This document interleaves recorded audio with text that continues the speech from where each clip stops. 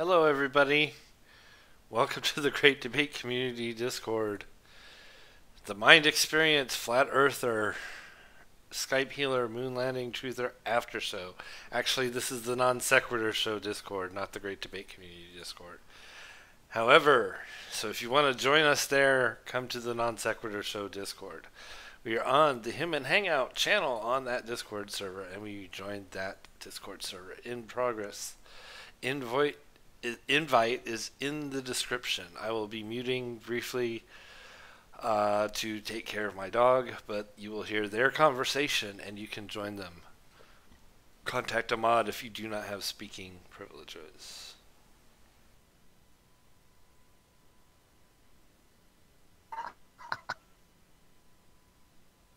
Okay, no, I think the whole thing was we were all talking about where agnosticism, atheism, and anti-theism come into play. I don't think we should do this. Well, I'm just saying. Well, that's what he was told to come in for. I would not want him to come in for no reason. I know. I mean, I had to actually like click something to come in here. That's like a lot of work. Yeah, I like that you're here, but maybe we should discuss a different topic. Wait, just one point of order. We are currently streaming this to the Great Debate Community channel. So sweet. This is really. Oh, this is in GDC. Nice. This is live on air. So just to let everybody here know, they are on YouTube right now. Hi, Mom. Is there a link? I will throw a link in here if I get a chance here. Self-censorship mode activated. Yes. Hi, Australian people that are hanging on for dear life. Hey, buddy. Hey, Steve. So I want to know, why can I not see the large Magellanic Cloud in the sky? I mean, in this so-called flat Earth, I should be able to see it. I mean, I should be able to see the same stars as Red Eye, but Red Eye is keeping that half of the universe from me. I can answer that, Landon. Because Red Eye's an asshole. That's right. Spot on. That's exactly what I was going to say. I'm an asshole, and I've just decided that you're not allowed to see it. No. I am. I've never denied it. I have straight up I never. think if you're going to be an asshole, you might as well be the best asshole possible, right? I'm an honest asshole, though, Steve. That's what I've got going for me. It's the only quality I've got. At least I'm fucking honest. And he's got evidence. And you're good at it too. I don't know, Steve. I was so proud of Steve today when he sort of quickly lost his shit at that black. Wish I was there with you, Steve. I think it was righteous indignation. I think I have a right to lose my shit every so often, especially when I have somebody that dishonest. And plus, I don't think that every so often. I mean, I need to be shushed like a child. I mean, let me finish what I'm going to say. I always hear the rules say that we're supposed to interrupt you as often as. No, but that's only in here. That's not on the non-sequitur. Fair enough. I was so proud of you. You are now an honorary Australian, mate. Congratulations. Today's vulgar display of power, got you in. My dick gets stomped on by somebody who's just going to sit there and go, well, I know you're wrong, but I don't know why I'm right, because I'm an idiot. Can we all agree was it when he said... Oh, wait. What about when he said, and he's mentioned everything, and he actually used the phrase the globe Earth? It's just like, I lost my shit in chat. Fantastic. That was so beautiful. Thank you, Mind Experience, dude, for forgetting your own narrative halfway through your bullshit. That was like, bellissimo. He was on the wrong page. That's why I thought he was basically, a troll, rather than believe it.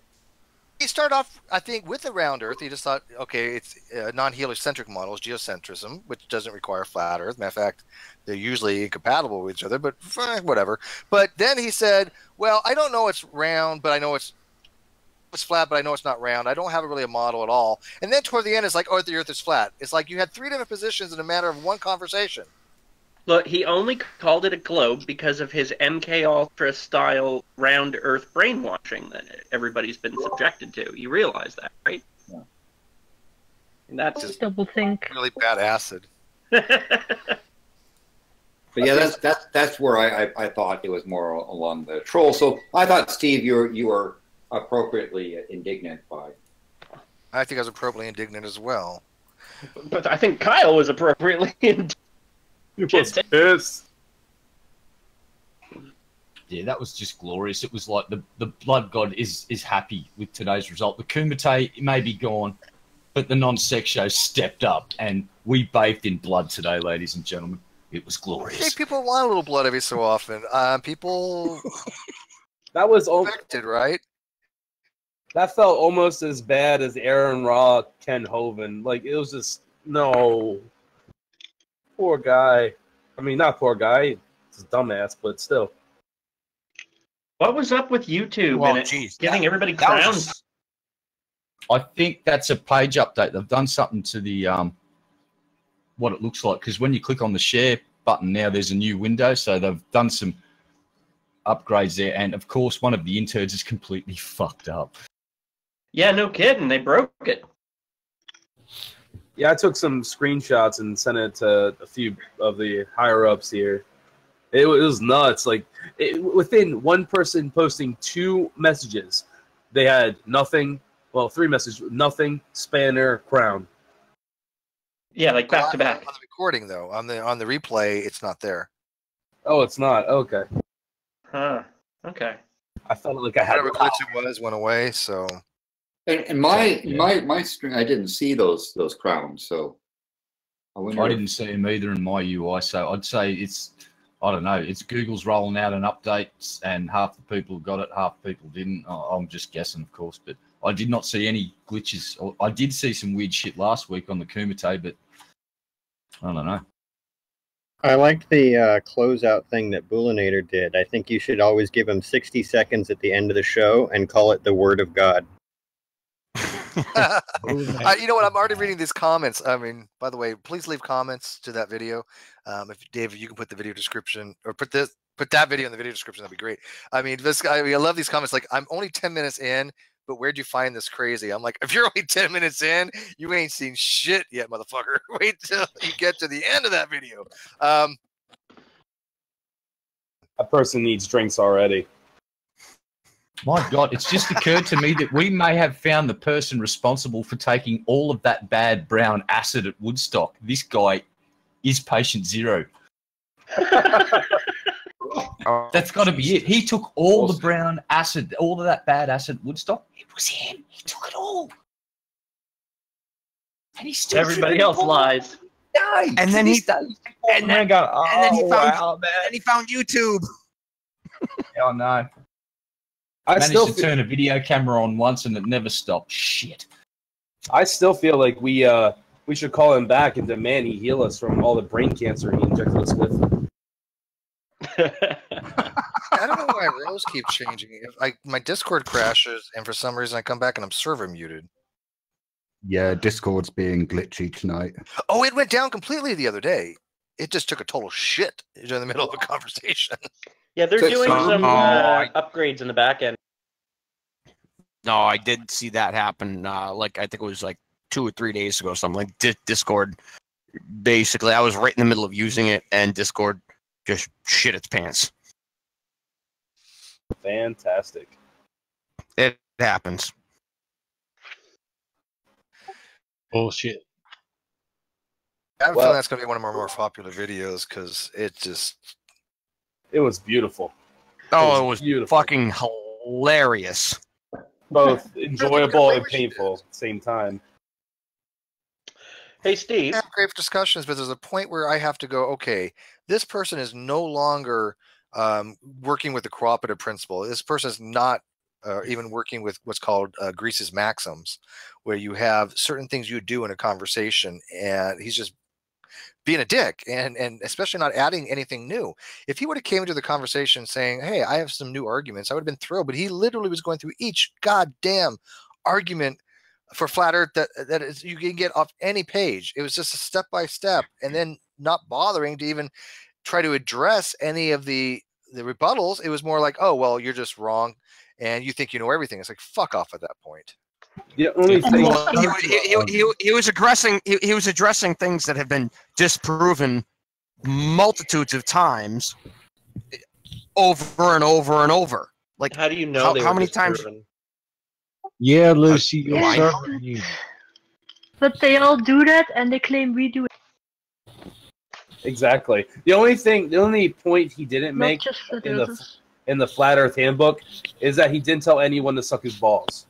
Oh, That's usually toward the end of it. That's like, by the way, suck my balls when I drop.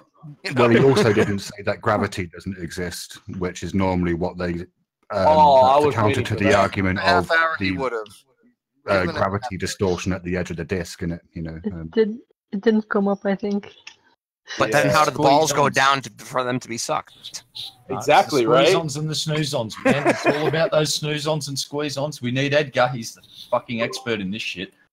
300% right. Well, you could have 300%. He's talking about three probability, a probability of 3. Oh my god. Okay, I gotta go. Great show, guys. Great show. Glad it did. So Steve, we should do a follow-up on nuclear power. I'm playing. Asked for that, but I don't know where else to go. And by the way, I was trying to think of the guy's name the other day, and I finally figured it out for the probability.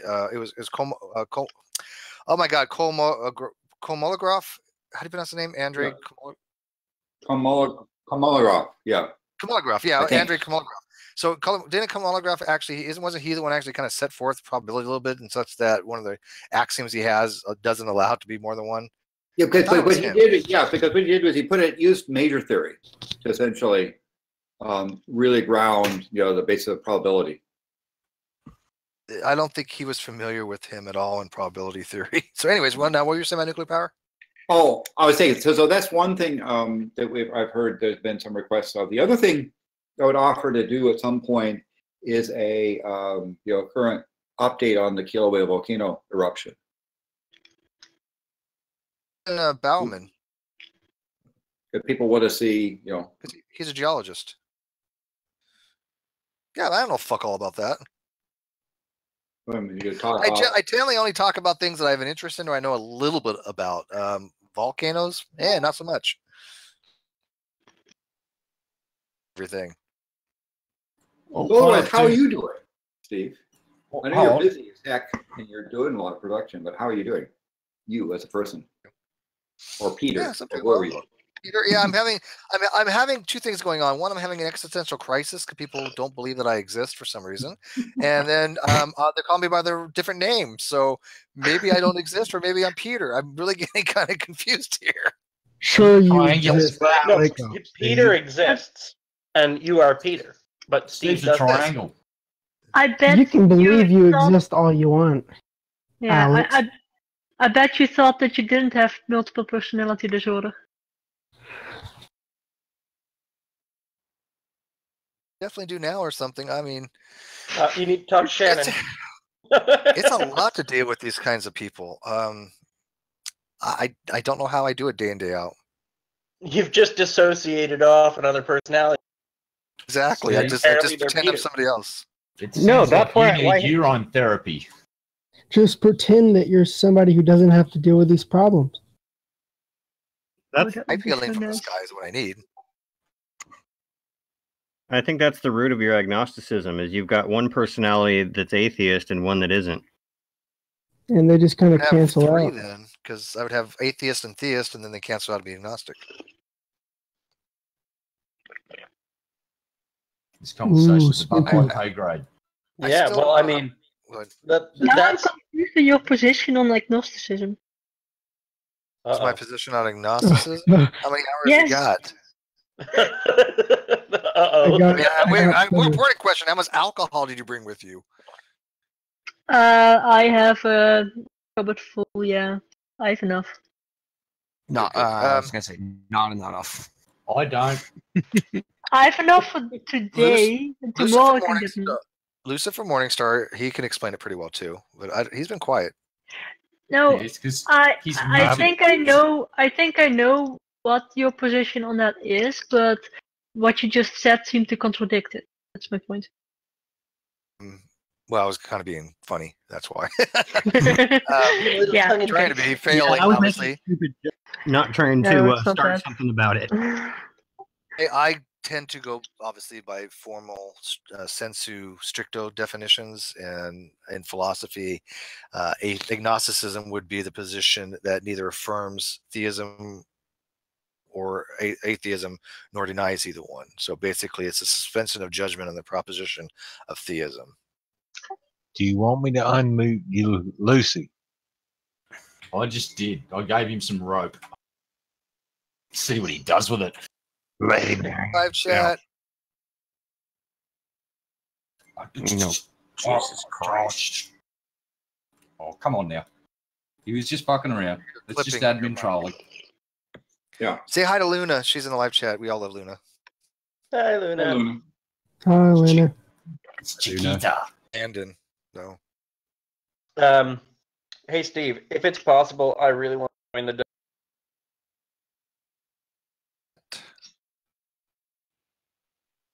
When it happens. You dropped out.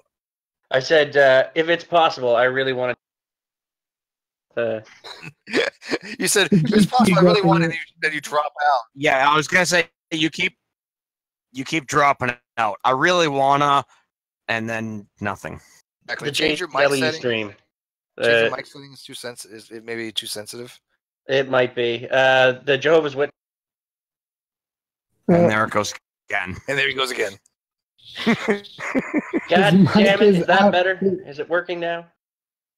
Maybe. I can't tell. We can hear you. Yes. Say what you're gonna say, and I'll tell you. All right. The JW stream. I want to join it if it's possible. Being a former JW. If you could get your mic working.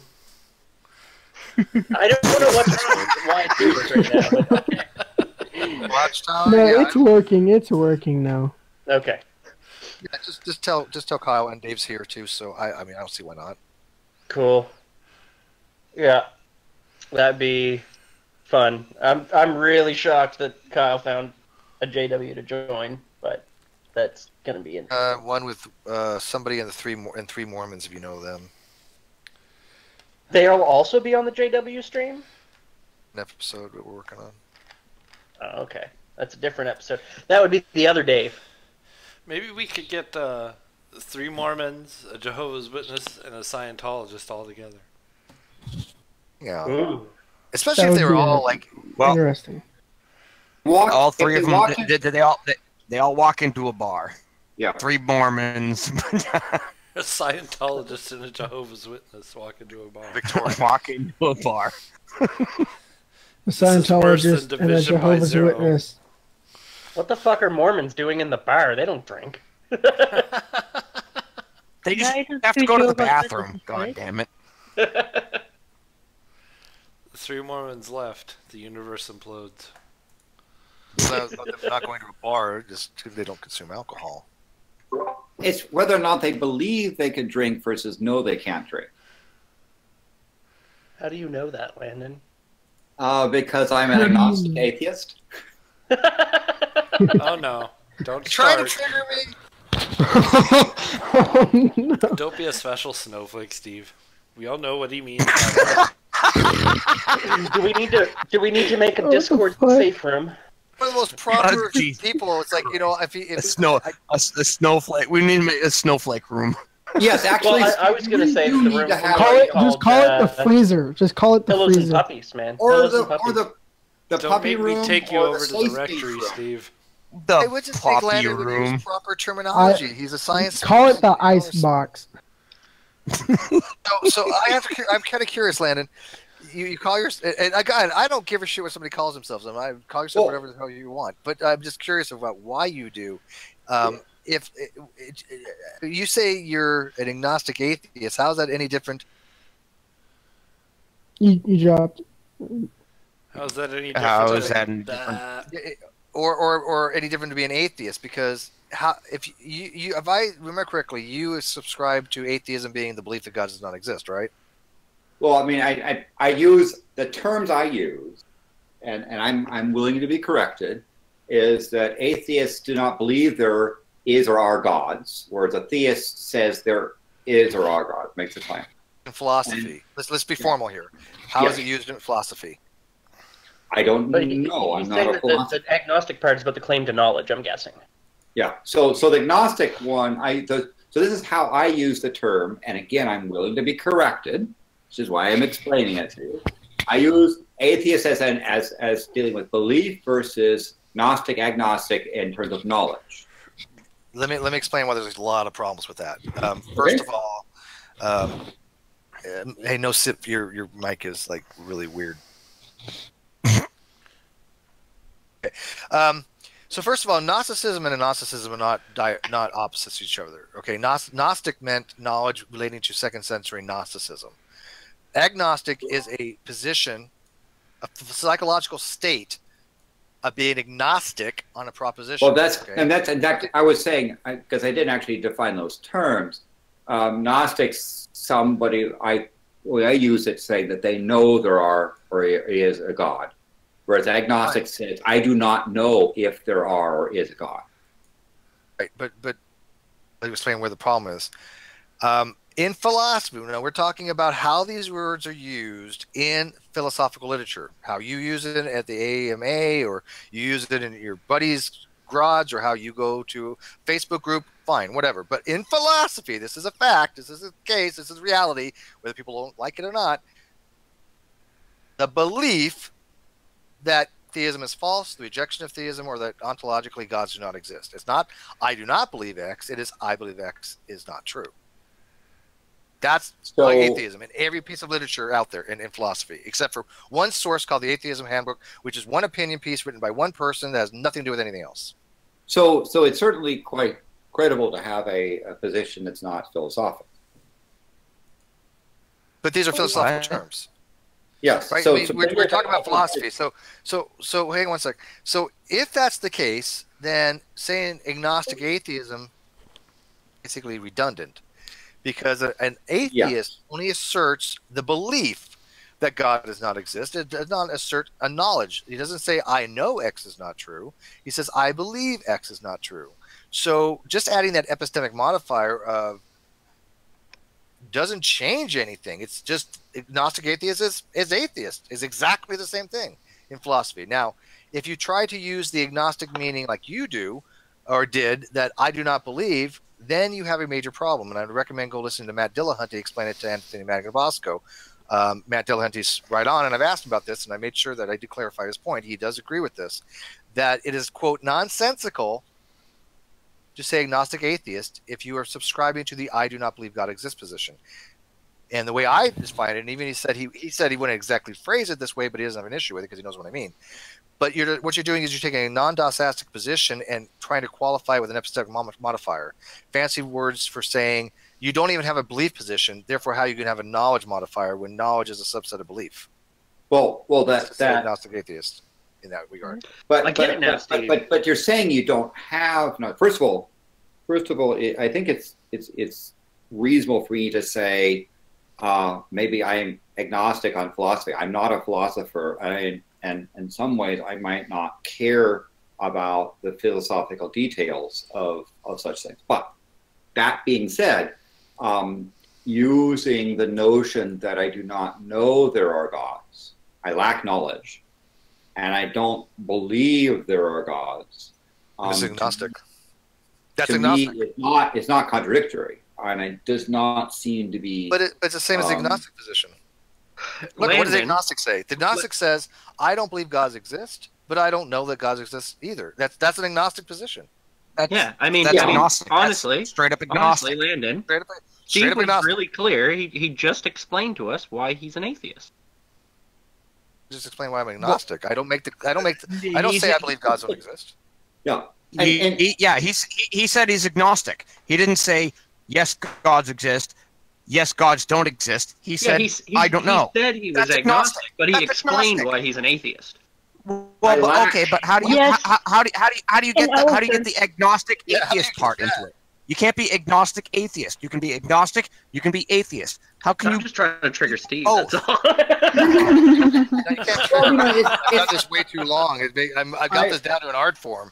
Are you kidding? I examine myself and say, well, okay, so I lack knowledge that there is or are gods, and if you ask me to speculate, I also don't believe there are or is gods. I find that a not credible position.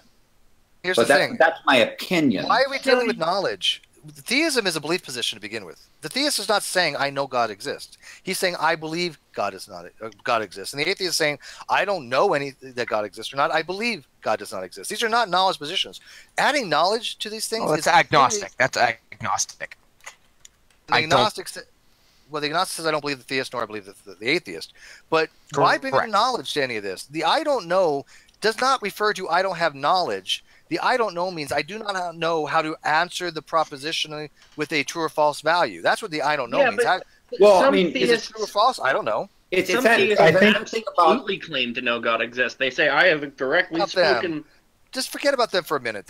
Bringing them in doesn't matter. Theism itself is strictly a belief claim. If they want to modify that with epistemically, with knowledge, okay, whatever. But in and of itself, it's just a belief claim. So what do you call a theist that claims to have knowledge of God? Specifically, like, I have had direct contact, or, you know, they have revealed themselves to me in such a way. I call that crazy. That's a theist. That's a crazy theist. Yeah, I don't differentiate between a theist that knows and a theist that believes. Now, if you want to call it a Gnostic theist, okay, fine, whatever. Sure, Gnostic theist. Yeah, see, that's what I would say. I would say that they are claiming to have knowledge of something that they believe in. I don't have a problem with that, but the opposite of Gnostic is not a Gnostic. That's the problem. If you can use a Gnostic to define a theist that way, sure. I have a knowledge that it exists, but agnostic is not used that way. Agnostic means a very specific thing. So you can't just say, "Oh, well, I don't have knowledge, so I'm agnostic." Well, bullshit. I mean, I don't think these terms are necessarily meant to be opposites of each other, as well. And again, I think it's quite credible to make use of terms without resorting to a philosophical basis.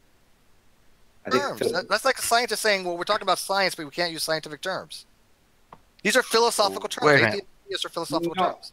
They are meant to be opposites of each other. Theist and atheist, those are meant to be opposites. I mean, unless I'm misunderstanding this. Oh, those are what you mean by opposite. Let me explain this, and this is where it gets confusing. Yes.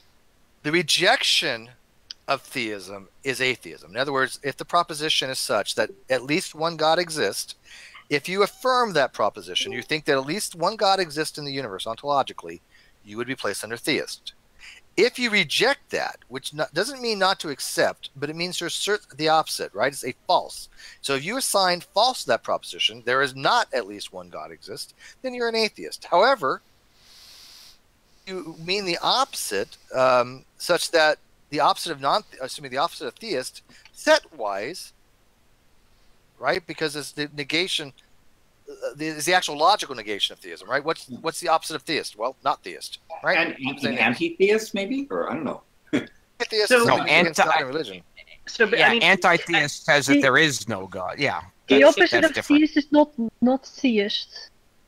A theist is not theist, right? I mean, same thing with any opposite. What's the opposite of X? No. It's not theist. Not theist is not the opposite of theist. Like anything that's not theist is a not theist. Like if you have something that's hot, the opposite of hot is not hot. It's actually cold. It has to be an opposite. A negation is not. Actually, depends upon your basis, right? If you're talking in physics terms, that's a different story. So yeah, because everything is just hot in different degrees, some of which we determine is cold. Right. Yeah.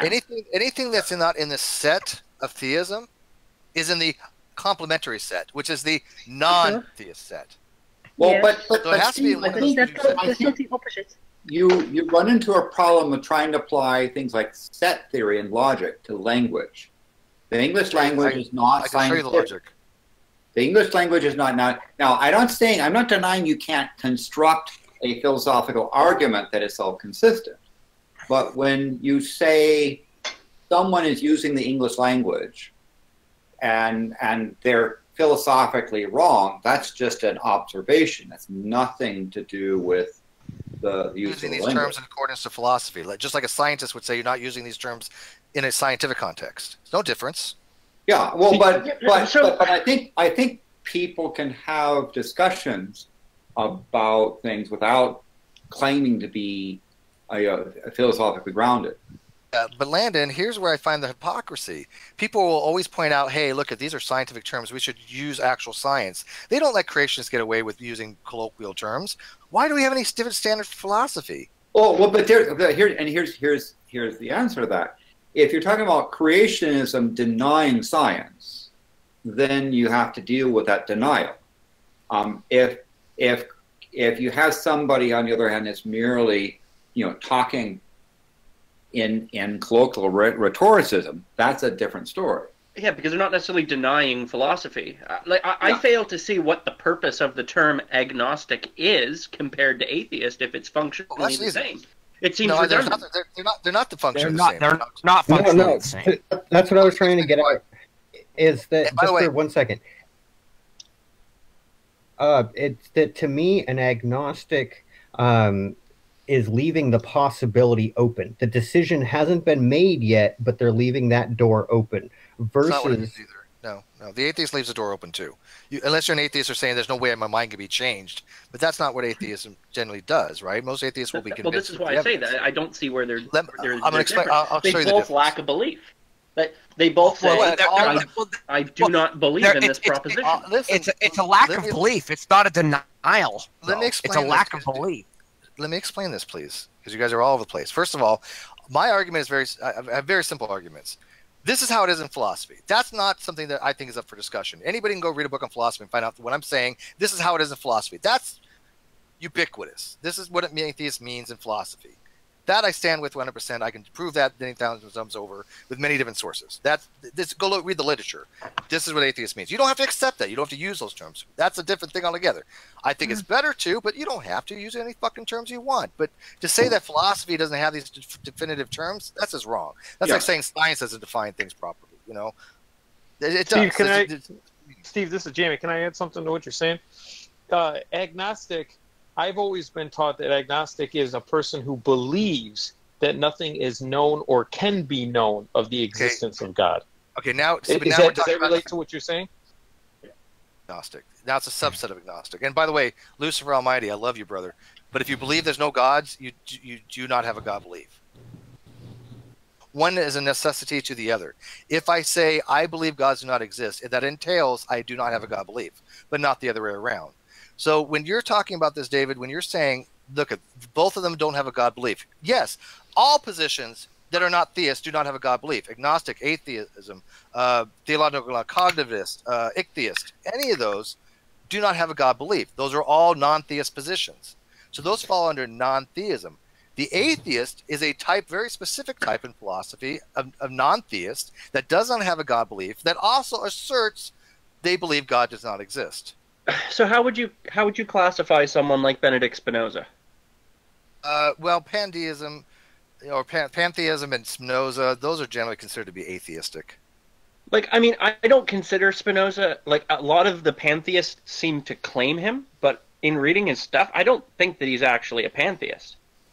Well, it's up to him to decide. If he answers the question, at least one God exists, true, he's a theist. If he answers it false, he's an atheist. Well, but he redefines God as just being the substance, not necessarily a literal substance. It's essentially God is the nature of the universe, not that it's in everything, not that it's separate from anything. And then he goes further to define all religion as basically fiction that has utility. Sounds theistic to me. Yeah, if he thinks there's a God, I'd put that under theism, but I don't think that's the way he wrote that. No, he doesn't. He defines God, but it's not defined in such a way that it would match with a thing.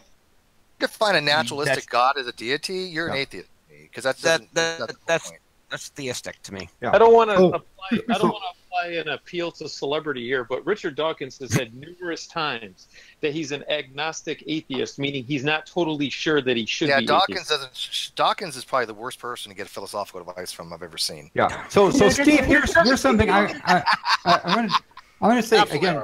I agree with you that your philosophical discussion and arguments are consistent, right, and are logically structured, and that other philosophers also say equivalent things to what you're doing, and that's fine. I think, however, that one can't say because there's a philosophical definition for these terms, you must use a definition. For example, just someone in the chat, and someone in the chat, for example, just talked about heat and cold. I don't go up and jump up and say, hey, wait a minute, from a physics standpoint, there isn't really a thing of cold, you just have, you know, lower Kelvin. I understand that there are colloquial terms, and actually there are valid terms that are not physics related that have meaning to heat and cold. Even where you get stuff like color and opposites, right? That is blue warmer or colder than red.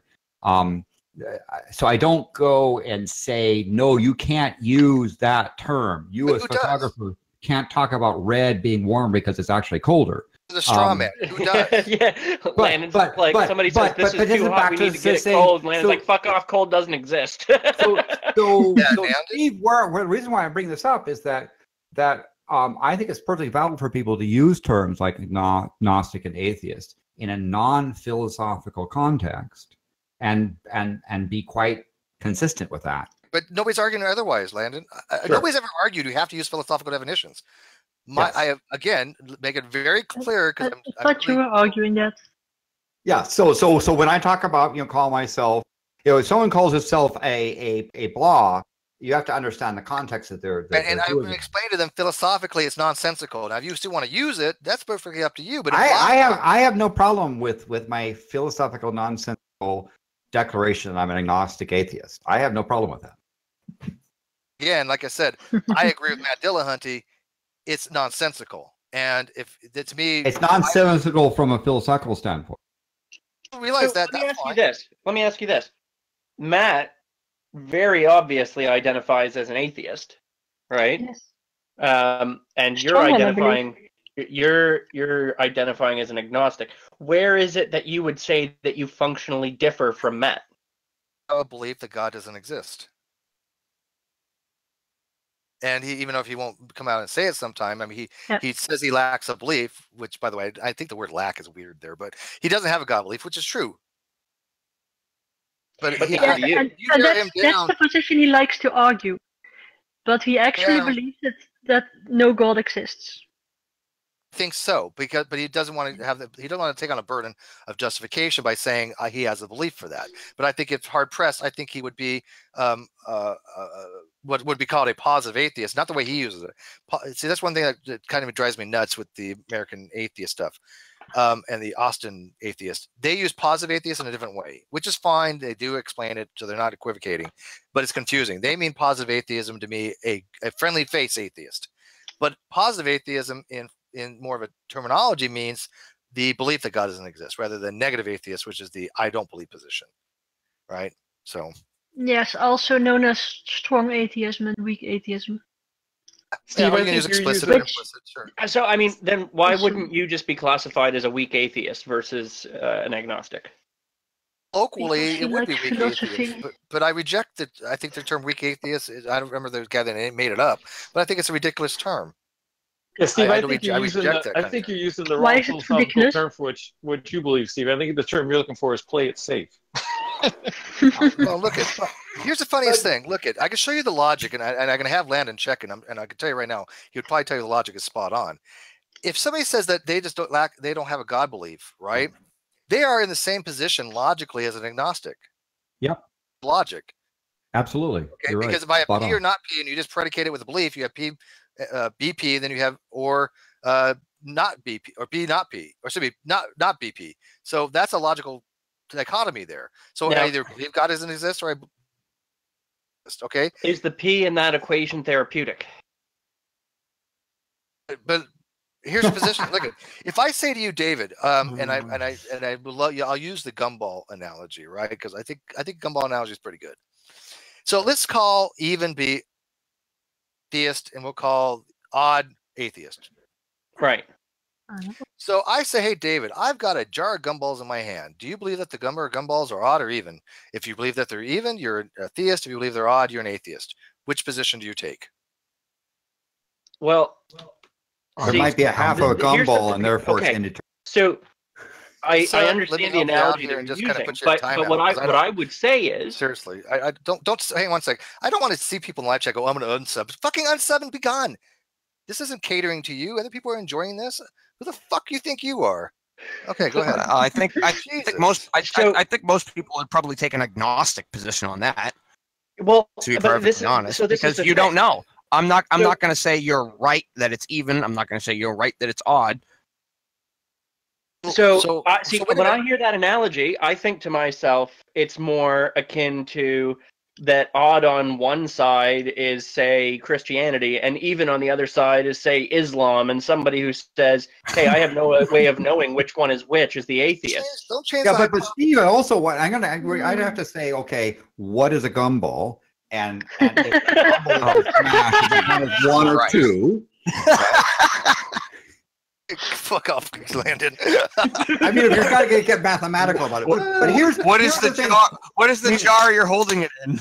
Yes, and it's a container within the jar, and what's containership and so forth. I mean, but here's the thing that why in science we often use the language of mathematics, because the English language or whatever language you speak is so imprecise. Yeah. And if humans go around being pedantically precise, they're really obnoxious. Not being pedantic. This is not even pedantic at all. Yes. This is not. Yeah, but Steve, David, if I'm going to answer the question, I need to know first if I'm a brain in a vat. Okay, you're not a brain in a vat, and why would you need to know that? No, but and by the way, you can't be dreaming either. If you want to know the argument against why you're dreaming, go look up Wittgenstein's argument against that. That you're not. No, I've read it. I know it's actually it's quite good. Okay, but, I like Wittgenstein. I guess. David, hang on. Let me get this out. What I'm saying is whether you're saying odd or even, you're making a claim to knowledge at that point, right? You're making a very no, David. This is why you keep jumping on it and you won't let me finish. Okay. Belief. What do you believe the ontological state of affairs are? Do you believe that in the jar that I have right now, do you believe there's an odd number, an atheist, or you believe they're an even number, in which case you'd be a theist? So the proposition is the number of gumballs is odd, even. The number of gumballs is even. Do you accept that proposition? Can I count? Sure. Sure. Let's say that I accept it's one or the other. We always accept the one or the other. I'm not asking. What about the gumballs that quantum tunnel back and between the outside? That doesn't make any sense. This is not. I mean, see, here's guys, the thing, though. Stop. Seriously, we're not going to get anywhere, and I would like to go to bed. Let Steve finish this without making stupid jokes. So I guess the problem I have, though, Steve, with that analogy is that in that analogy, you still have a jar of gumballs with a finite, measurable answer. But when you look at theism, you're talking about an infinite being. It's right. An so analogy, if you had infinite David. gumballs in an It's infinite space analogy, jar, there'd be no way to know. David, this is all bullshit. You're not listening to what I'm asking, what I'm actually telling you. Stop bringing up all this and their nonsense. Look at and focus on what I'm saying here. Okay. Ontologically, meaning the state of affairs of the being, gumballs are either odd or even. Fine. Right. I'm asking you to tell me on that state. If I say that the proposition is such that P equals the number of gumballs is even, you either believe that's true or you do not believe that's true. If you believe it's true, you're a theist. If you do not believe it's true, it does not make you an atheist. It makes you either an atheist or you do not have a position on it. Because the next follow-up question would be, do you believe that they're even? I mean, odd. I mean, in which case you say, I don't have a position on that. No, I don't believe that they're even, and I don't believe that they're odd. I am agnostic on it. I have the position that neither of them are true. The agnostic says the true position and the false position, I don't have a way to know either way. I don't make a judgment on it. I don't say that they're even. I don't say they're odd, even though ontologically it's one or the other. I was asking what my belief is, and my belief is can't say whether they're even, and I cannot say that they're odd. That's agnostic. Which would literally be the most honest position you could take until you could get at the gumballs, which would be representative of death at that point in time. And Steve, the thing, and I don't mean to be pedantic, but also said, do you know for absolute certain that there's an even or odd number of gumballs? I would have to start qualifying. That's not the question. No, but the point. Yeah, that's not the point. You don't bring up certainty. Nobody's asking about certainty. People's asking about your belief. Belief does not require certainty. Belief requires conviction of being convinced of a certain degree that you're able to say, I have enough justificatory reason to say I believe something. That's Okay, it. so I believe there's a finite chance that the even or oddness of the gumballs in the container is indeterminate. Well, there could be half a gumball in there somewhere. Yeah. But we're assuming a quantized state. And Yeah, in but a quantized state, there could be quantum state doesn't work. gumballs that are quantum tunneling in and out. So, Yeah, Steve, but can I ask you? Steve, can I ask you a personal question? Hang on. Gumballs are too big for that. Jesus Christ, this is turning into a dumpster fire. You are literally making this way too complicated, Landon. You're making the analogy more complicated than it needs to be. Steve, can I ask you a personal question about this? I just something I was curious about with yourself. One sec. Landon, a proposition is either true or false. That's the law of excluded middle. So the proposition is even, not even because of some quantum shit, then it's false. Even or odd. Yes. yes, you're right. Yes or no. Yes or no, true or false. So go ahead, Jamie. No, I was just curious. And I'm not trying to tear apart this analogy at all. I'm just running with it because it was a good analogy to help me understand the philosophical argument. But let's say that you're using Matt Dillahunty as an example. He's going, you know what? I've seen a lot of evidence, and I get that it has nothing to do with the belief factor. But from his personal experience, he's saying I've seen a lot of evidence that says there's no way those gumballs are going to be even. It's just the probability is too low. I'm going to go with odd. I'm going to assert that I know that. Or that I believe that, excuse me. Sure. What personally for you, what keeps you in the middle then? Like what is it about the theist discussion that makes you say we could not know either way, regardless of the evidence that seems to promote atheism? Yeah, let me address that. And first, like I said, I do want to make it very clear again, because people don't seem to be understanding this. I am specifically coming from a philosophical position. Belief in God does not make you an atheist. In philosophy, period, end of story, end of question. That is a fact.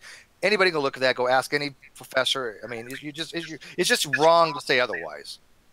Okay, so I understand that 100%. 100%. I believe you're correct. What my question for you though is, when you're talking to people who don't understand that, what language do you use to help them know your actual, true, real-world belief? Very good point. I do not, at this present time, feel comfortable to justify saying I particularly have a belief that God exists, or that I have a belief that God does not exist. It's the same thing for what you. You'll just argue with them on Twitter. I swear to God, I'm a server mute. You just argue with them on Twitter. Okay. Jim, I know who. I mean, I love you, Gary, but you need to shut the fuck up sometimes. Okay, so I wonder why you get server muted all the time. Sorry, but we're in the middle of a conversation. If you can't. Really. I'm not trying to be like super pedantic on you either, Steve. I'm just no. But I want to answer Jamie's question, and I keep getting interrupted every time I try to answer Jamie's question. It's a good question. So let me answer it. Good. All right. So here's the thing: when you look at one of these people out there that are saying, "Well, you know what? I just don't believe there's a God," and there's a lot of them. I'm one of them. Then that person has the same obligatory thing, I think, in some ways, to answer this the way I do, right? I mean, why do you not believe there's no God? I mean, excuse me, why do you not believe that no God exists? It's the same question to be asked. Why do you believe there is a God? Well, why do you believe that there isn't a God? What has not convinced you to the point where you can't say you believe that God does not exist? Are you a philosophical atheist in such that you believe God does not exist? Are you asking me personally? I'll get into more detail why I hold that position. Oh, yeah. Philosophically, I agree with you. I don't think there's either way you could ever prove belief or in existence or non-existence philosophically. I mean, I don't know how I would ever begin to do that. So logically speaking, I don't have to. Okay. Yeah, you don't have to. Look at it. To hold a brief belief, you don't have to prove anything. I can say I believe that they're even, but I don't have to prove that. Okay, gotcha. Okay, I see what you're saying. So believing there are no gods. In that proof with the gumballs, I would say I would not believe either way. I would be agnostic because it's a 50-50 chance. That's reasonable. That's fine. That's the best answer. I don't imagine any other answer than that. But when it comes to the God belief, why is it that you do not hold a belief that gods do not exist? What prevents you from saying, I believe gods don't exist? I don't hold that belief. It's more. I guess now that we're doing this definition of belief and knowledge thing, I can't say that I hold that belief. But that's the problem. And that's what I'm saying. When somebody walks up to me and says, "What do you believe?" I don't think they're looking at me as, "Hey, philosophy major, what do you believe?" They're saying, you know, what do you think of in your head? And there's an assumption that it's based on knowledge. You don't you don't even have to use the word belief. I could rephrase it without even using the word belief. Do you think the state of affairs of the universe are such that there are no gods in the universe? Yes. Okay. There you go. Yeah. So Steve, you know, I think in my case, I like Laplace. That's where I say I have no need of that hypothesis. Right? I can have a scientific examination of the universe and even be comfortable with things I don't understand without the need to bring a god into the picture. Okay, that's functional atheism. Yeah. By the way, there's a guy in the live chat, Secret Sock account, who strawmans the shit out of me all the fucking time, and I don't know why. I'm not criticizing people's usage. I'm criticizing when they don't get shit right, like they say, that's not the philosophical definition. They're wrong. Well, Steve, to be fair, you don't exist, so. It's true. By the way, Hillary... Oh, you're affirming it now. Interesting. So I'm not the one telling Hillary to fuck off, right? Yeah, I'm Gnostic about and Steve not existing. let me bring this Okay. to Okay. kind of Even David, numbers he exists, David, odd numbers he does. David. Triangle. To put this into perspective, the way I look at this is, I try to, as much as I agree with Steve on the philosophical basis, the words have usages, and you use the term that the other person understands what you mean. So if I say I'm an atheist, if I say I'm an atheist, it means I believe there are no gods. Any statement about theism has to be belief based. By definition, it's belief based because you can't. Why? The way how would you know such a thing? Because know things. Consciousness hasn't been demonstrated to exist outside of a physical form. You can know things, and there's ways to getting to know things, but that's deals with how can you knowledge. know God exists and prove it to somebody else that doesn't know it? Again, I know God doesn't exist. Okay. Wait, let me finish. You can make an argument that you think you know God exists or does not exist. You do not have to prove that to somebody else. No, I understand that, Steve. But your epistemic burden is much higher than a simple dosastic claim. Right. And that's what I was getting at. Say that they know God exists, and an atheist can say he knows God doesn't exist, and they both could be rationally able to do so. Right. Justification that's what I was getting at. Justification is to self, whereas burden of proof. Burden of proof is when you're trying to convince somebody. A burden of proof not necessarily. is much. Not necessarily. Wait a second, David. Steve, can I finish? Thank you. This burden of proof is a lot more difficult, is what I was going to say. It can be way more difficult than it is to yourself sometimes. Once you have a position, it's really hard to convince somebody oftentimes to change their position. Burden and justification are interchangeable for the most part. There's a small, minute difference. It's not really worth getting into. But when somebody says you have a burden of justification or burden of proof, all they mean is that you have an obligation to justify your belief, one, to yourself, or if you submit it as the claim. When you make a statement, there's some kind of things called self-assessments, and you're just making a belief statement. You don't have an onus to somebody else to show them why you believe a particular thing. You don't have to justify it to shit to anybody. If you just say, I believe God doesn't... Steve, you're talking to yourself again. So Steve, if...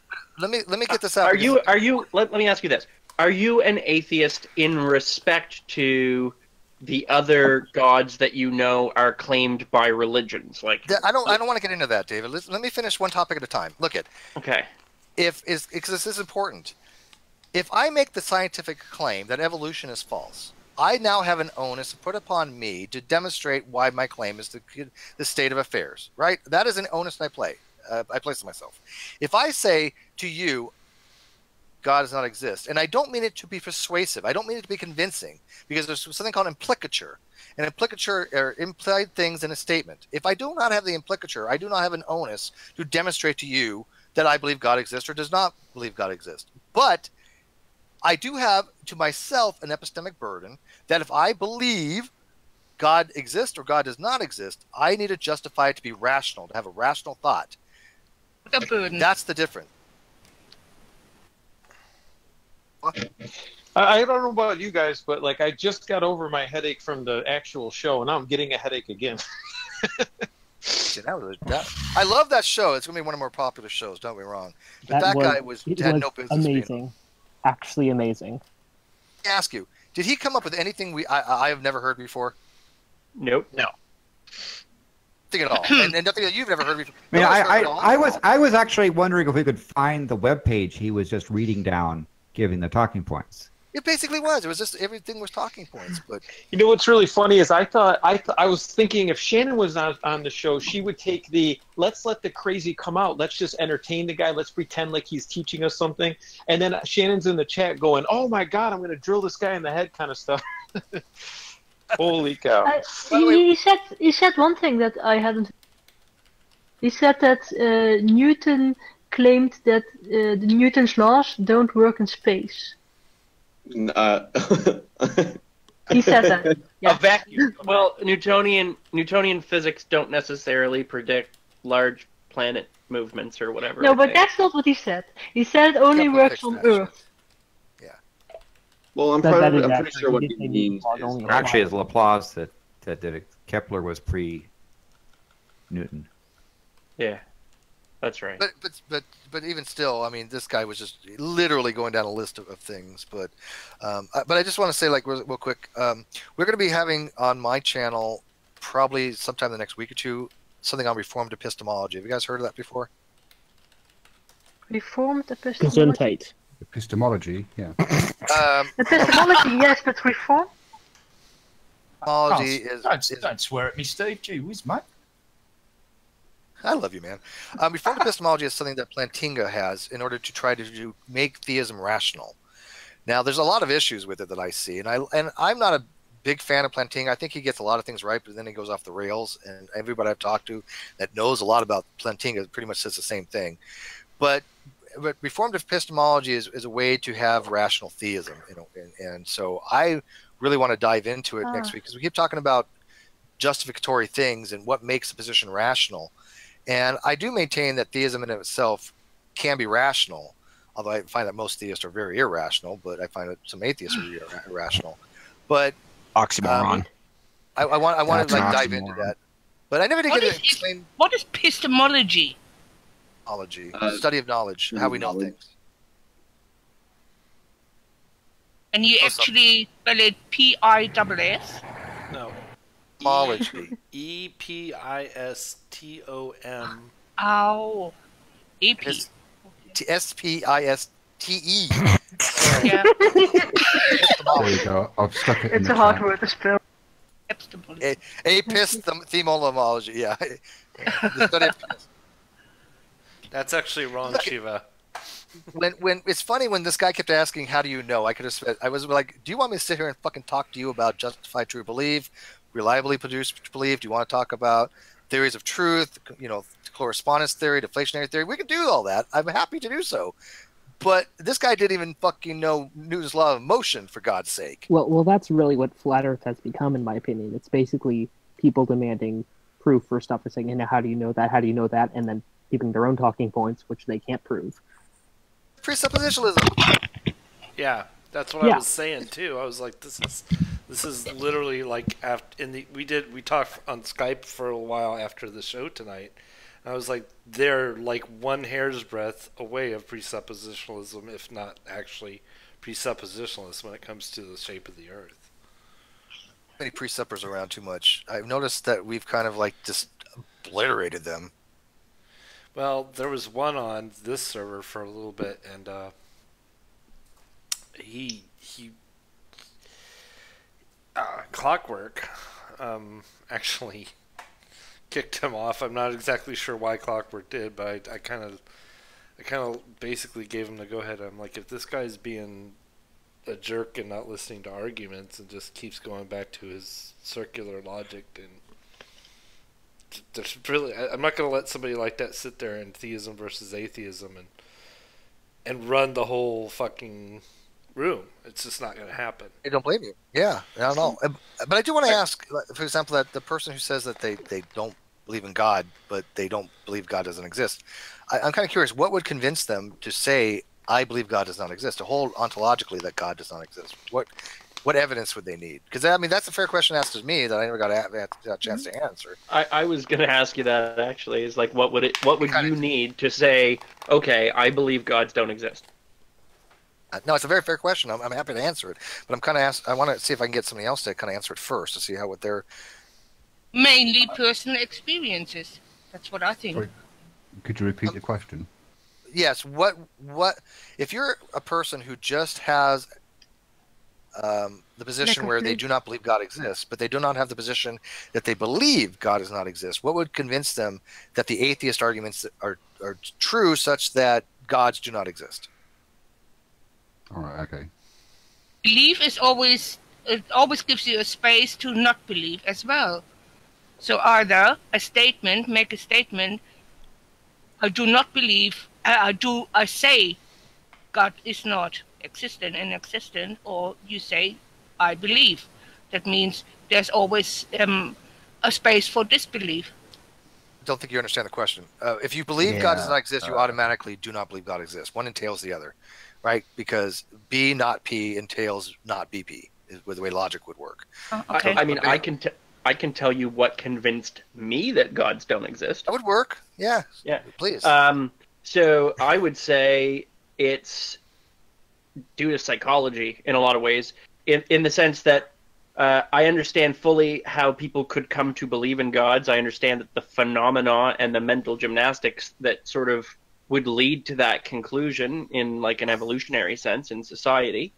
And I can see the utility as to how religions would form around those notions, but none of those seem to actually be good evidence for anything that the nature of believing in this thing is part of the natural process of a species developing intelligence and trying to understand it. And that once you break everything down, there's really no reason to believe in it any more than leprechauns or unicorns, etc. Run into it then. All you did is got you to, well, I have a reason why I don't believe. It doesn't really give you a reason to say, I believe that they don't exist, does it? I mean, it may to you. Don't get me wrong. You might be fairly justified. I'm not saying you're right or wrong. To me, I don't think it gets you to where I need to go to say, I don't believe any God exists. Well, I mean, so it really depends on how you define God in this term, right? So when I'm thinking of God or gods, right, they're typically described as some sort of a knowing, acting agent that has intentions and rules and laws to follow and some sort of an afterlife claim connected to it in whatever way. And since I see plenty of evidence to suggest that most of those claims that have been made are BS, and that there's a good reason to understand why those claims were formulated and believed, I don't see any reason for that. Now, if you're going to say it's some force that just exists and creates existence and reality and doesn't really have any intention or whatnot, then I think that you're just defining reality or energy or something like that, at which point, yeah, sure, if you want to make it that loose, I'll say, sure, I guess that's a god, and it probably maybe so you're is making there. a probabilistic argument then. Yeah, I mean, it really God does not depends, exist. right? It depends on what you're defining as God. If somebody's defining something as like Spinoza's God, like I brought up earlier, I don't have a whole lot of problems with his definition, honestly. It's not, it doesn't much matter. This is right? with, the definition of God, people could spend hours about. I think it's ridiculous. Look at Anselm's thing for God is basically a being that you cannot imagine anything greater. The maximally great being that you cannot imagine anything greater. That was the creator of the universe. That kind of thing. Those are Anselm's definitions of God. I think that's kind of this ubiquitous in classical theism. Steve, are you saying that there's a difference between these two statements? Statement A, I believe there are no gods. Statement B, I do not believe in a God. Difference. Huge difference. Okay, I've never heard that before. This is the first time I've ever heard that. The negator's different, right? So, because, and I'll explain to you why using the gumballs. When David says, I do not believe that they're odd, right? He's not asserting. He's not rejecting the proposition. When you reject something, you're asserting the negation. He's not rejecting. It's different than like rejecting from a job. When you don't get the job, you're being rejected. It doesn't mean that you're fired, right? It's not the same thing in logic. But when he says, I do not believe that they're even, there's two options at that point. He could A, believe that they're odd, in which case he is asserting the opposite. He can just not believe either way. Right? He could be agnostic on it. So same thing with the negation of I do not believe. I do not believe that they're even. They're odd. There's a difference there, right? So not BP is different than B not P. There's a difference in the negator there. Do you see the Basically, difference? I think there's a slightly easier way to look at it, which is basically it's a yes or no question, where the answer is basically yes, no, or I choose not to answer. That multivariate logic, as Landon knows, I mean, there's more than just classical logic, right? There's multivariate logic where a proposition can be other than true or false. It can be true, false, or unknown.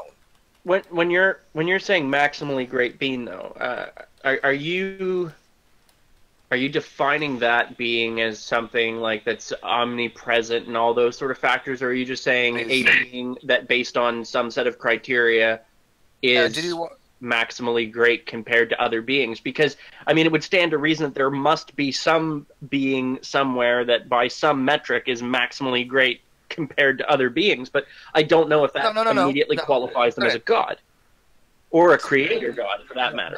The maximally great being that Anselm's talking about, none can be imagined greater, meaning it is the greatest being in all possible worlds. Then it gets into the modal ontological argument that if it exists in one possible world, he has to exist in all possible world, which means he will exist. I guess I don't see a reation to make that leap beyond just saying we have reality, right? Use any definition you want. It is what it is. I mean, if people are going to come to the discussions with God, bring a definition you want to bring. I don't give a shit what definition somebody uses. I think it's absurd, though, when somebody comes to the table and says, oh, well, I want to have a discussion about God, but I'm an atheist, so I don't have any definition of God. And I guess my problem is people usually make, when you're talking about gods, the God ends up being the creator. It pre-existed whatever else and made the other things. And I don't see any reason to suspect or to acknowledge that there's ever been a nothing to create from. Like, we know that we can measure back as far as the Big Bang, but that doesn't mean that there was nothing before it. David, they're just giving you a terminology to have a conversation with. They're saying, here's my proposition, or a God exists. That's my proposition, right? Or not me, but in general. Now, you can sit there for days and say, well, what do you mean by God? That's boring. It's ridiculous. People have understood what God meant for thousands of years. It is usually something along the lines of an omni-God or a creator God or a prime mover or a being that which none other can be great. It can be imagined greater. Any of those definitions work, but it doesn't make that much of a difference. You could use Aaron Ra's definition, for God's sake. Some anthropomorphic magic genie. I don't give a fuck. But to say that there are no working definitions of God to where you can have a discussion, okay. No, I'm not saying there's no working definition. I'm just saying the definition matters. And I think that when you define it as that sort of anthropomorphic genie-type character, that it is easy to say that there's absolutely sufficient evidence to show that that is not correct. Yes, I would agree. I don't think if God exists, he's some anthropomorphic genie. I think that's why it is a bad definition. I don't like Aaron Ra's definition, but I could use it, and I can say, okay, well, according to that definition, no, I don't think that particular God exists. But if you say, well, overall, can there be any type of God under any definition that's reasonable? And I think we all understand what we mean by reasonable. If you want to say my pencil is a God, I don't find that reasonable. If you do, great. Whatever. I don't want to have a discussion. So given that you just said, so far as Aaron Ra's definition, you're an atheist to Aaron Ra's definition, right? Definition, sure. Okay. So what is the definition of the God that you're agnostic to? Again, not to a God, to any God. The agnostic says the atheist says there are no gods of any kind. Mm-hmm. To define it, there are no gods. and we're not talking about naturalistic gods, not like G-Man's stupidity. But there are no gods. If you want to do it as Aaron's Ra's definition, you want to do it as Anselm's definition, you want to do it as classical theist omni definitions, there are no gods, period. That's what the atheist says in philosophy. Mm-hmm. Yeah. So pick one of those, and I'll say, well, that particular, like for example, the omni god, where you have omnibenevolent, omnipotent, and omniscient. Produced, those are not synonymous, are not compatible. That is a illogical framework because there's not a consistent framework. Right. Right. You can't have those three things together. And I did a whole presentation on logical problem evil just the other day on this. So then you're also an atheist as respect to that God. I'm atheist to a lot of God, or atheistic to a lot of God. I don't believe in many gods. So are you simply saying that you're not are saying that you're atheist because there may be a definition of a God that you agree with? No. Or that is Not an valid? atheist Because because- I know that some of them aren't valid, right? Of course, some are Well, I valid, some are think- invalid. I think what he's trying to say is that these gods, like say the Greek gods, we can say, yeah, that's not real, but God as a whole is, kind of hard to say is not real. Global thing. By the way, Why? Yeah. Again, person in the live chat who keeps saying to people, atheist says they don't believe in any gods. We're talking about philosophical atheism. Get it through your head. I'm tired of being straw man, God demon 13. In philosophy, we're talking about philosophy here, upper level stuff here. We're not talking about what you find in the common vernacular. Atheism is, I believe God does not exist. That's what we're referring to. So don't reason to straw man. Okay, so I'm not trying to straw man you, Steve, either. Like I'm not trying to. No, Dave, I love you. Shut up. No, Okay. we are speaking Steve's language at the Yeah. The outside check. What happens is they say, oh, well, this word means this. And I'm like, well, I don't give a fuck what you're talking about as far as colloquialisms. I'm talking about in philosophy. Get up with the conversation here. Yeah. Well, actually, I think Steve, part of the thing is that some people want to use terms in ethical sense and want to have a discussion with people outside of the realm of philosophy. I think that's also quite relevant. And let them, but I'm not doing that right now. I want to have a conversation on a level where everybody understands what I'm using these terms in the way I'm using them. Yeah, and this is only why I'm being picky on definitions, Steve. I'm not trying to be pedantic or boring or like I run agree around with you. circles. Yeah, no, that's fine. But the problem is I get straw man so much that when I have these conversations, I have to be pretty precise because people will take it and they'll run with it and they get shit wrong. Yeah, no, I get it. Like It's okay, I'm just Steve. trying to. We all know you're an atheist. Oh no, you're a theist. Romans 1 says you're a theist. Damn, got me again. Yeah. You can give me your tithing, by the way. All right, so I do have a little bit. I got a little bit of a question here. That specifically with the gumball analogy, which I do really enjoy. I like that gumball analogy because it makes perfect sense to me. You were saying, even you're a theist, odd you're an atheist, or odd you're an atheist. To a little bit, to a little bit, I don't understand some of that because, okay, even you're a theist, odd you're atheist, you don't know, you're agnostic. Some of that just kind of doesn't really make sense to me because, I mean, either way, you're putting a belief in something. Either that or you just don't know. Gnosticism is a belief position, by the way. Okay, so I kind of... No, I know, I believe that. If you hold the position they're even, would you agree at that point, let's say I'm an evenist, would you agree that I am rejecting oddism? Well, if you believe they're even, then yes, I would say you're rejecting oddism. Yeah. I have a rejection. We're going to call that B, not P. Means I believe, not P. I believe that it's false, basically. I believe that they're odd. So I'm going to believe that we're going to say odd is false and even's. All right. So I hold the position that B, not P. I believe that they're not true. I don't believe that they're a theist. I don't believe that they're even. So at the same time, though, because I believe that they're even, would you also agree that I don't hold a belief that they're odd? I don't see how that would be possible. It wouldn't be possible. If I believe that they're even, I do not have a belief that they're odd. Correct? Oh yes, yeah. I'm sorry, you cut out for a second there. Okay, we're going to call that not BP. I do not believe P. So I do not believe P is different than I believe not P. Because if I hold the position that clearly cannot hold a position that they're odd, so I do not believe they're odd. Correct. I also... Yeah, I believe, yeah. But I also can have not BP and not... let me do it in my head here. P, not P. P and not B, not P. Right. Let me show you what the agnostic would be. Not B, E. You confused yourself, Steve.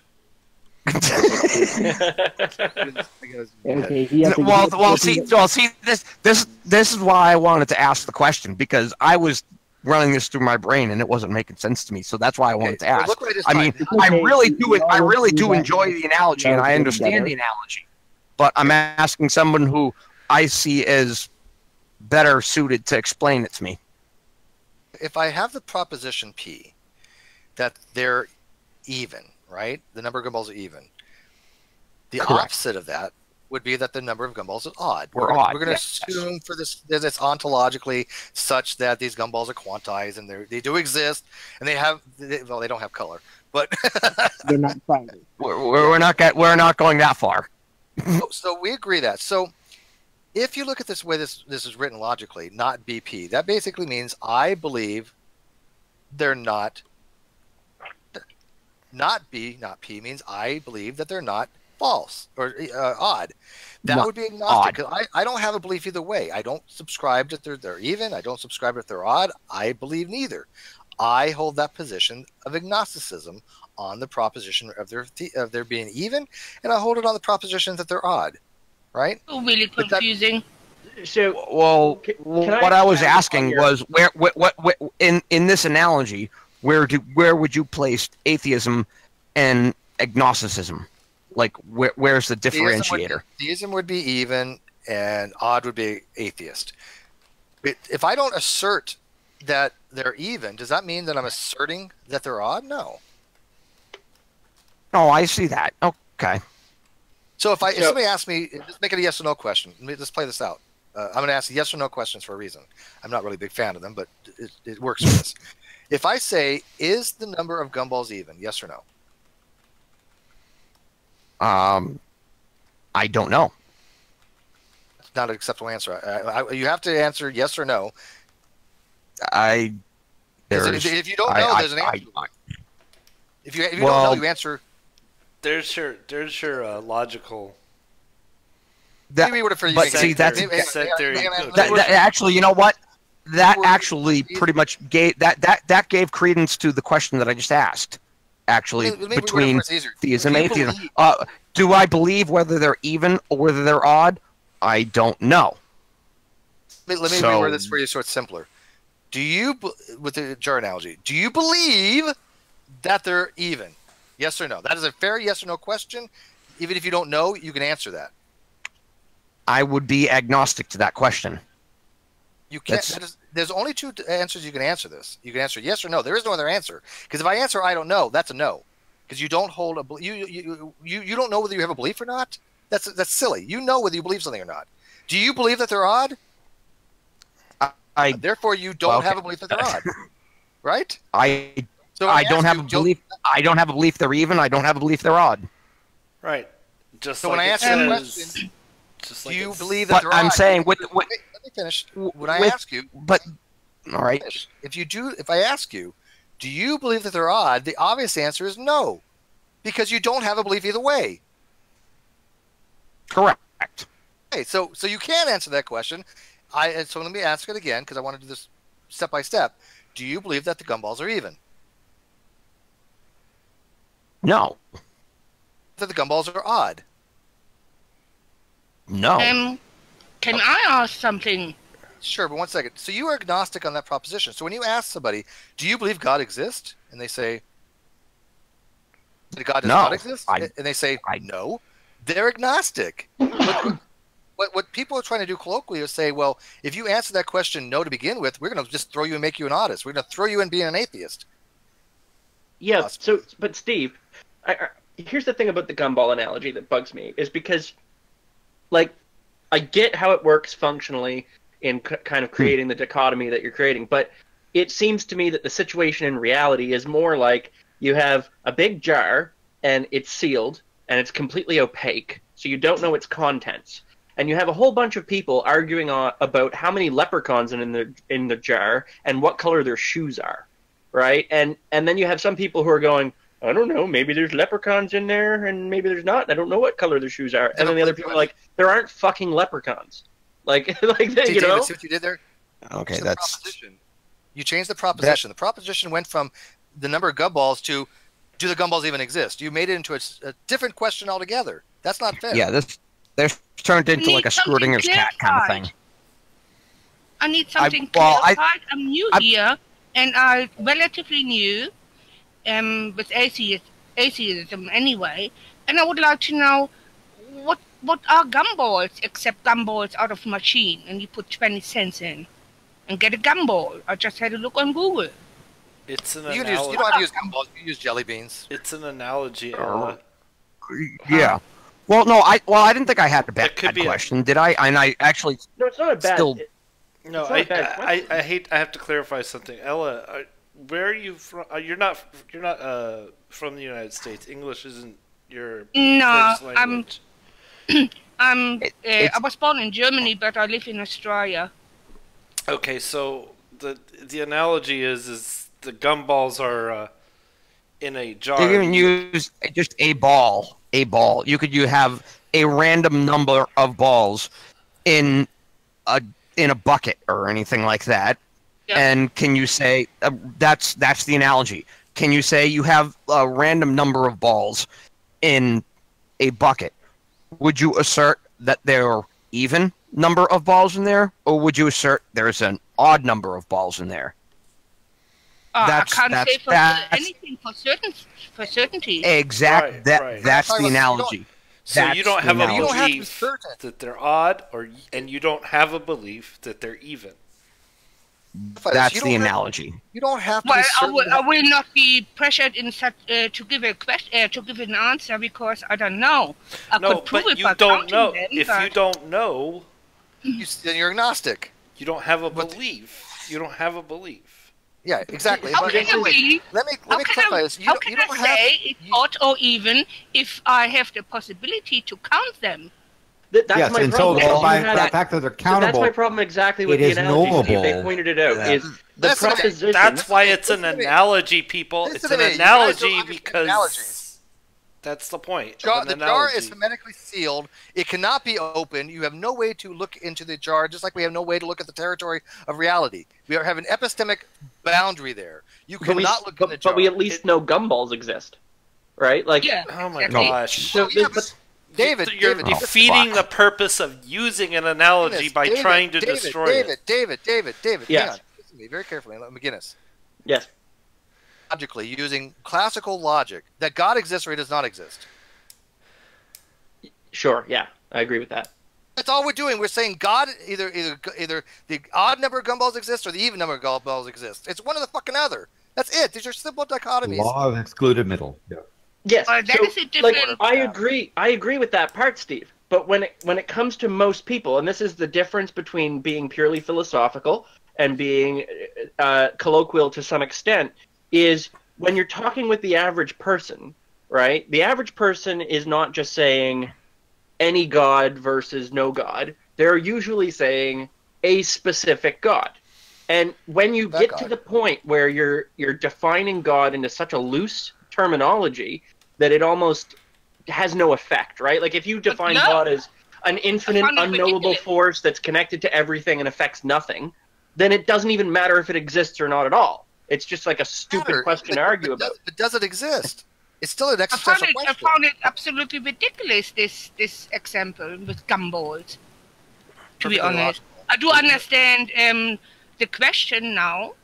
Yeah, but I still can tell you. No, I agree. It's I perfectly would not logical. give you an answer to that, but It's because I know there is mathematics to find out the possibility of if it's odd, if it's an odd number or an even number of the gumballs.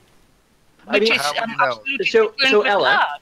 Ella, just because I don't want to seem like I'm entirely derailing what Steve is saying, he's talking about law of excluded middle. So something is either true or false, basically, right? It's true or not true, I should say. Middle. But then I need a different example. Yeah, I need so what I'm saying is I agree that is the state of things for the most part. But I think when people are talking colloquially, particularly when religion comes into play, that specific analogy oversimplifies the position somebody has. When someone's arguing for Christianity, they're not just arguing for the existence of God, they're arguing for the existence of the Christian God, right? Same as with every other religion. But Dave, these are very complicated things, and this is the problem. Well, this is why I said the gumball analogy just doesn't seem sufficient, right? For people having colloquial discussions, I do them all the time as well. Nothing wrong with that. But let me clarify this. I do think it's odd, and this is my personal opinion. I think it's odd that when people talk about science, people are held to a very high standard, and they want to talk about science in a very kind of formal way. They don't allow a lot of colloquial speech in science. But in philosophy, they throw all that shit away because they don't want to understand it, or they don't want to understand it, and they don't understand it properly. And so I think they lower the standards of the discussion just so they can have colloquial conversations. Well, okay, fine, that's fine, but standard, because I want to have a higher conversation with people. I want to know what these things mean in philosophy. Am I getting there? Yes. Am I there yet? No. I'm a fucking green belt at best. Yeah, but Steve, I think one of the things that important, like in communicating with science, there's a fine line between trying to be scientifically exact and trying to communicate information to the public. I think it's possible to walk that line to be reasonably scientifically correct without being pedantic and carry the public along. That's fine, but see what happens, Landon, is then people that don't understand these topics apply their colloquial definitions to me, and that's wrong. Well, Steve, I think part of the problem is that, and I do appreciate you actually taking the time to go through all this philosophical things, but I think part of the problem is that just a lot of people aren't not to toot your own horn too much, but a lot of people aren't quite at that level, so they have to bring it down to a level they do understand, which is for most people a vernacular sense. And you're right, Healer. But I think philosophy is really not, to me, it's really not that interesting.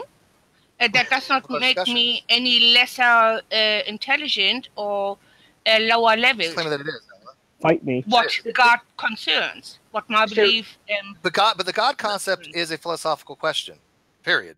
Okay. So, and Healer, I do agree with what you're saying, but I'm trying to, just like Landon tries to educate people in his field, even though this is not my field, I like it. It's a subject I enjoy.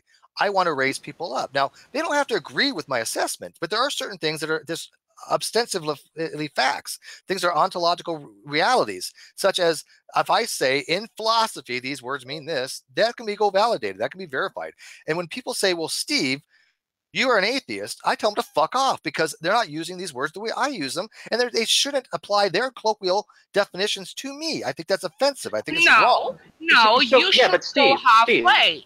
You should go halfway. You cannot teach a better way to think if you don't go slow. Yeah. So if I were your thinking is so high. Your thinking, Steve, is so high that people get lost in your thinking. Sometimes. I have 1,000 videos, and I literally mean 1,000 videos. 1,000 videos I have, and I've talked about this on probably at least a few hundred videos. So trust me when I say I've been on every angle I could possibly be on this. Right. I think what I was trying to get across, and what Landon also touched on, is I don't think that you or I, Steve, would question Landon's scientific prowess, right? Yes, smartest guy I've ever met. Okay, but if I was talking to Landon, I was asking him some science questions, and I said, Landon, how cold is it in the South Pole when you go, and how does that affect the instruments and whatnot? He wouldn't go, okay, well now we're talking science, so cold doesn't exist, but I'll tell you how warm it is. You guys missing the point. These are not complicated terms. I mean, atheist, agnostic, these are very simple things in philosophy. It's like entry-level 101 stuff. Have you tried drawing the problem is a lot of people haven't even taken philosophy 101, right? But that doesn't matter if they have taken it or not. They can at least understand these things.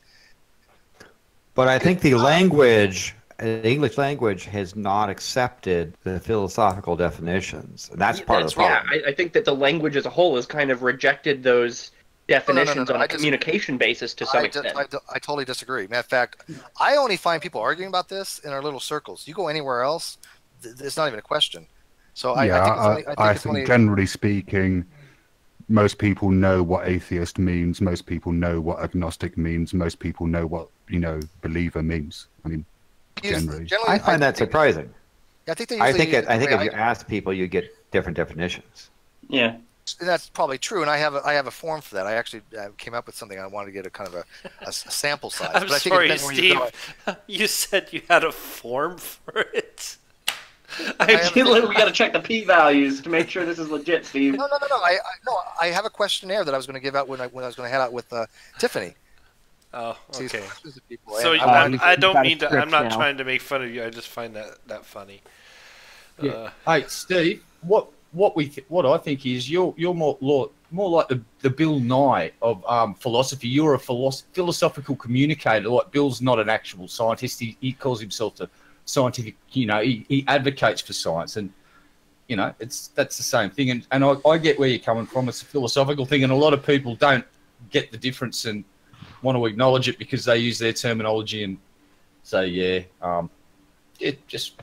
I'd abandon ship at this point and crack open another fresh bottle of rum and take a big swig, mate. And here's the thing, Reg. I'll leave it with this. It's pretty simple. I know it's not going to be the final thing, but look if you want to use colloquial terms, fine. Nobody's stopping you. I've never advocated don't use them, right? I think it's better not to, but that's my personal opinion. Who the fuck cares what I think?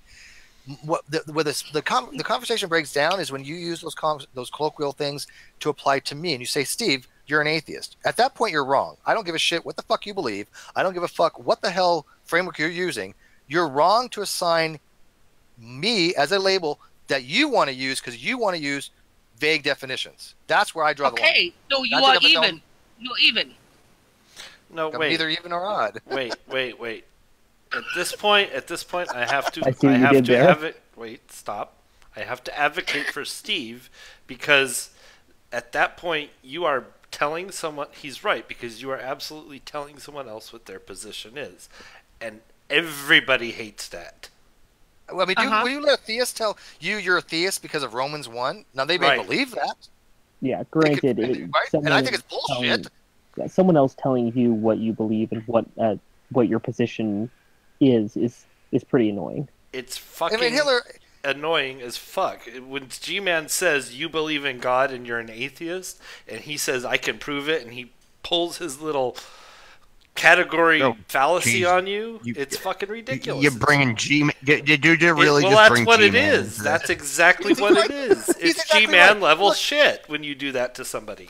Look, if I can make a defense, if I can say, look, according to philosophy, I'm not an atheist. I think everybody now agrees with that, right? According to have a defense as much as you like, but don't tell other ones how they believe and how strong they believe or how less they believe on if it's their odd or if it's even. So you're even, and that's cool, and we all accept it. Believe even if you have no justification. You could have unjustified beliefs. They're just not rational. That's what you say.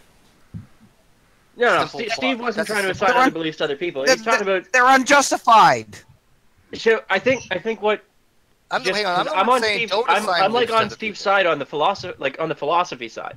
The point that I'm trying to make, it has nothing to do with whether or not Steve's correct on the philosophy side. It's whether or not that having such a hardline position on the philosophy side is actually useful in communication with people who aren't there. Man, I don't give a shit if people are using it colloquially. This has never been my argument. I think it's a bad form, but here my argument is more this: when I hear people say atheism is just a lack of belief, that's wrong. Fundamentally, across the board, no matter what you believe, that is wrong. And let me demonstrate why that's wrong.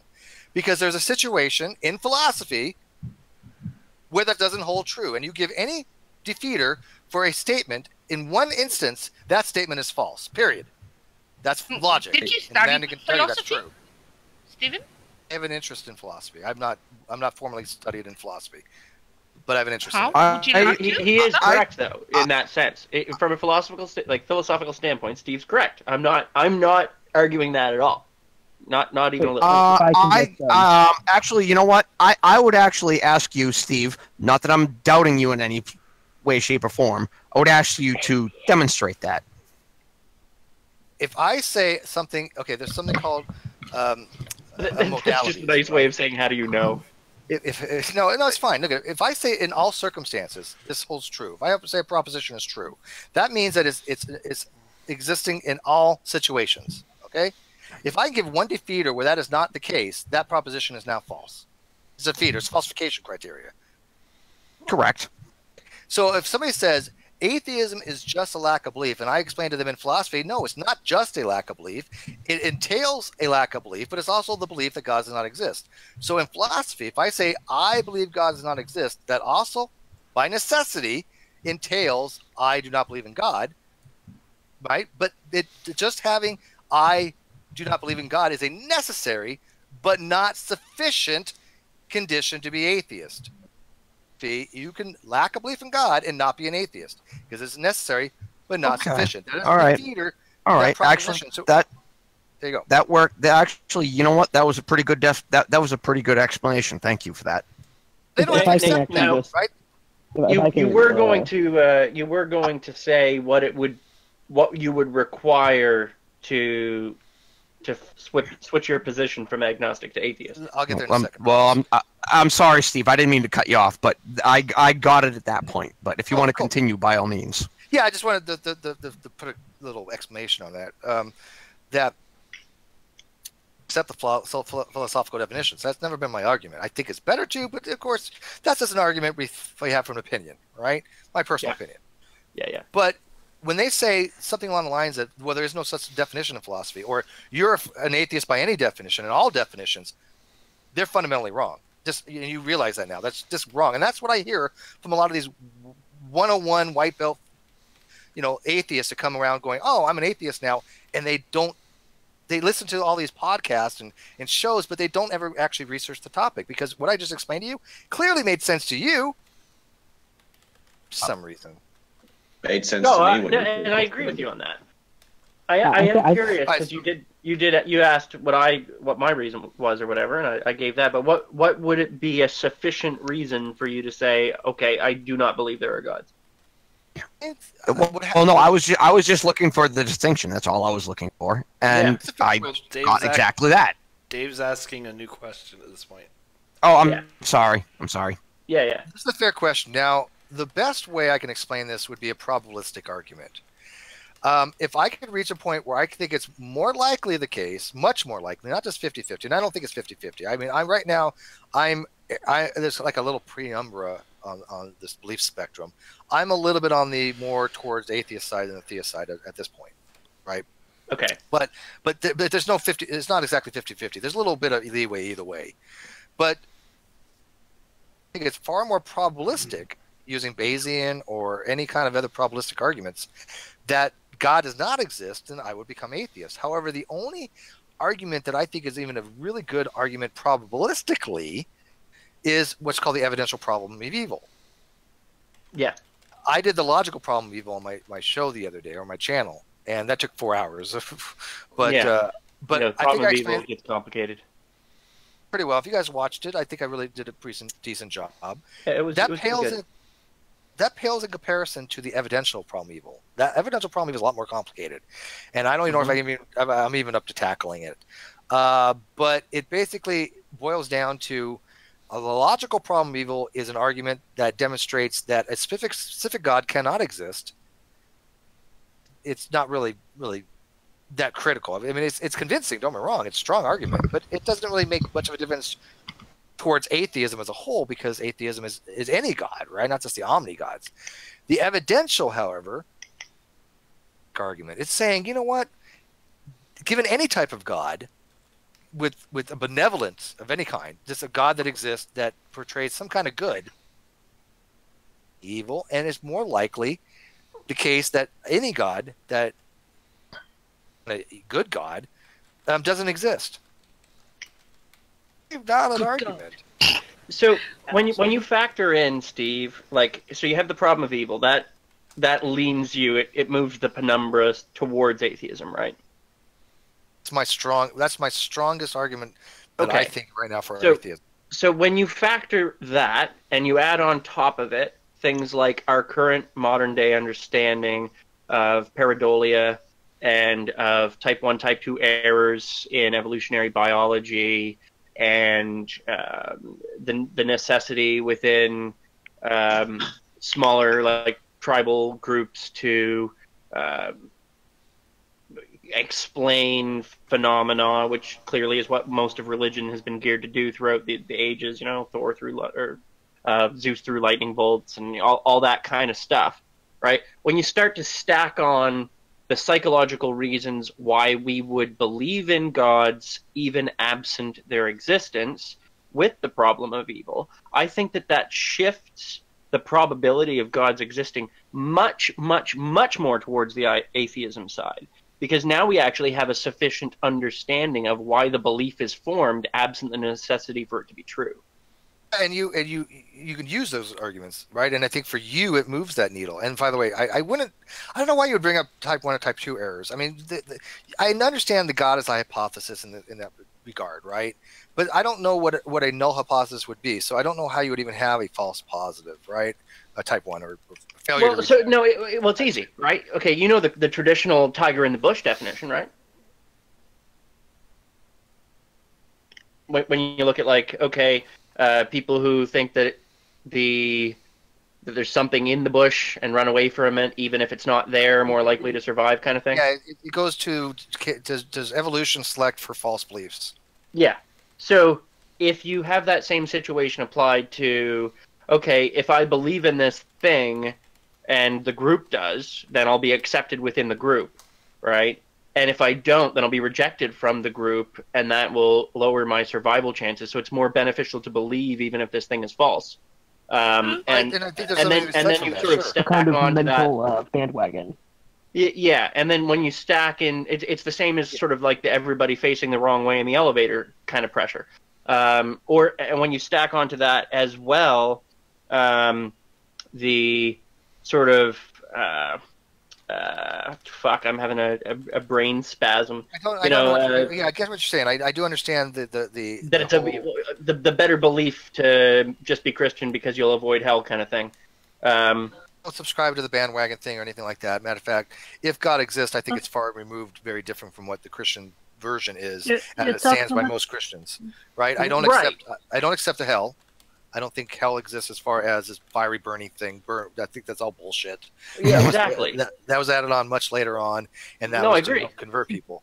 But I do think, the reasons why I hold on to more of a possibility of God, and I got to admit, a lot of them are just very introverted personal experiences, right? Which I cannot relate to anybody, right? Mm-hmm. So, fair enough. Now granted, the straight epistemologist says, well, you can't rely on personal experiences. I think that's bullshit.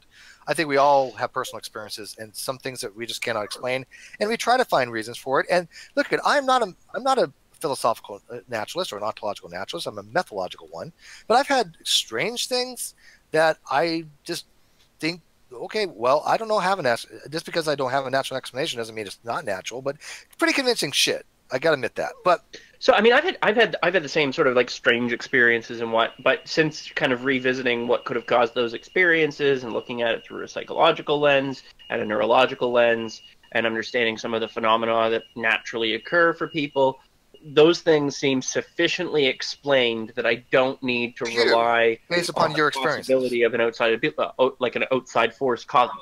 Right, to you based on your experience. Sure, but the problem is that I mean, there are some arguments that I think, even from the theist side, I think not convincing, but dude is. And now that we've gotten off the actual definition of atheism, which I totally did not expect this stream to take, because the original subject of tonight's episode was actually about healing over Skype, and it turned into Flat Earth, which goes to show you these after shows can always take a turn for the strange and bizarre. But with Steve, it always seems to go towards this direction. We love Steve, though. We really do. Anyway, thank you for joining. If you want to continue having the conversation that was going on, please join the Discord server. The link to join the invite is in the description of this video. It is a permanent link. You can always come back and join at any time. Thank you for watching.